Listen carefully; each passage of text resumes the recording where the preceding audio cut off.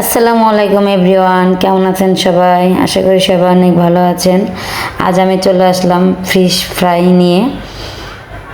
তো চলেন যাই এই ভিডিওটা আজকে দেখে আসি কিভাবে কি করলাম। তো আমার ব্লেন্ডার নেই, তাই আমি এই পিষনিতে আজকে এই টমেটো ধনেপাতা এটা পিষে নেব। আর এই পিষনিটা আমাকে একজনে গিফট করেছিল। তো আমি যখন সাভারে থাকতাম সে এই পিষনিটা আমাকে দিয়েছিল, কারণ আমাদের এলাকাতে বা আমাদের গ্রামে এই পিষনি কি জিনিস চিনে না, আমাদের এইখানে এই পিষনি নেই। তো আমি যখন সাভারে থাকতাম ওনাকে দেখতাম এই পিষনিতে হালকা পাতলা জিনিস কাজ করতো আর কি, ভারী মশলা বাটাবাটি করা যায় না, তো হালকা পাতলা বাটাবাটি করে আর কি। তো যাই হোক, তো আমি তাকে বলেছিলাম, তো তখন সে গ্রামে গিয়ে আমার জন্য এই পিষনিটা নিয়ে আসছে।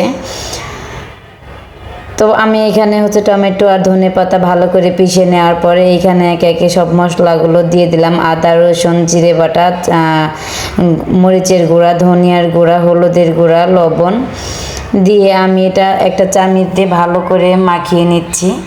মাখিয়ে নেওয়ার পরে এখানে আমি মাছ দিয়ে দিলাম। আর এই মাছগুলো কিন্তু বন্যার পানিতে ধরা, আমার ছোট ভাই এই মাছগুলো ধরেছিল বড়শি দিয়ে, সেই মাছগুলো ধরেছিল।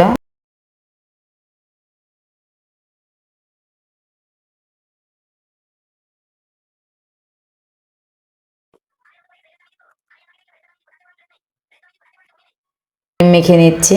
এই যে দেখতেই পাচ্ছেন আমার মাছের কালারটা কত সুন্দর আসছে, অনেকটা কিন্তু ভালো লাগছে দেখতে।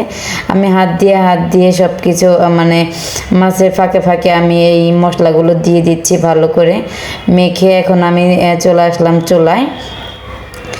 চুলায় আসার পরে একটা তাওয়া বসিয়ে দিয়ে ভালো করে তেলটা আমি গরম করে নিয়েছি। তেলের মধ্যে আমি এখন এই মাছগুলো ভেজে নেব, ভালো করে উল্টে পাল্টে মাছগুলো ভেজে নেব। আস্তে আস্তে চুলা একদমই লো আঁচে রেখে অনেকটা সময় নিয়ে মাছটা আমি ভেজে নিচ্ছি। আর তাওয়াটা আরেকটু গরম করার দরকার ছিল, তাহলে আর এরকম সমস্যাটা হতো না। হালকা মাছের চামড়াটা একটু উঠে গিয়েছিল আর কি, তো তারপরেও অনেকটা ভালো লেগেছিল। যাই হোক, আমার হয়তো বা ভুল হয়েছে, আরেকটু গরম করার দরকার ছিল তাওয়াটা, আমি আগে দিয়ে ফেলেছি। কথায় আছে না যে আত্মহারা হয়ে যায় আর কি মানুষ, তো আমারও সেরকম একই অবস্থা। তো আজকের মতো বিদায় নিচ্ছি, আর বেশি কথা বাড়াবো না। ধন্যবাদ, সবাই ভালো থাকবেন, সুস্থ থাকবেন, সবাই নিজের প্রতি নিজের খেয়াল রাখবেন। আর ভিডিওটি যদি ভালো লেগে থাকে অবশ্যই লাইক কমেন্ট শেয়ার করতে ভুলবেন না। ধন্যবাদ।